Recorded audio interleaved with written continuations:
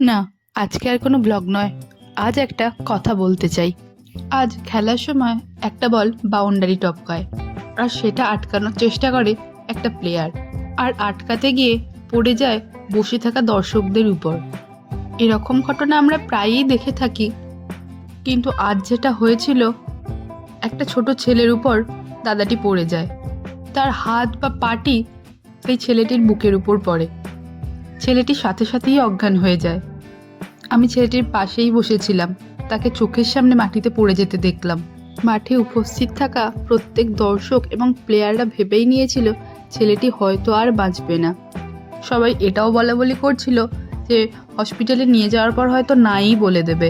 মাঠের মধ্যে উপস্থিত থাকা প্রত্যেক সদস্য ওখানে এসে ভিড় করে, কিন্তু আমি ভিড়ের ফাঁক থেকে একটা জিনিস লক্ষ্য করে দেখি, একজন প্লেয়ার হাত আর পা মালিশ করছে, আর একজন প্লেয়ার বুকে চাপ দিচ্ছে, আর দেখি সুমন মুখে মুখ দিয়ে বাতাস দিচ্ছে। এটি বিজ্ঞানের ভাষায় আমরা সিপিআর বলি। ছেলেটি শ্বাস প্রশ্বাস নেওয়া বন্ধ করে দিয়েছিল, কিন্তু এরকম করার পর ও ভগবানের কৃপায় আবার শ্বাস নিতে শুরু করে। ছেলেটি একটু সুস্থ হওয়ায় ছেলেটিকে হসপিটাল নিয়ে যাওয়া হয়, আর হসপিটাল নিয়ে যাওয়ার সময় সে 2-3 বার বমিও করে।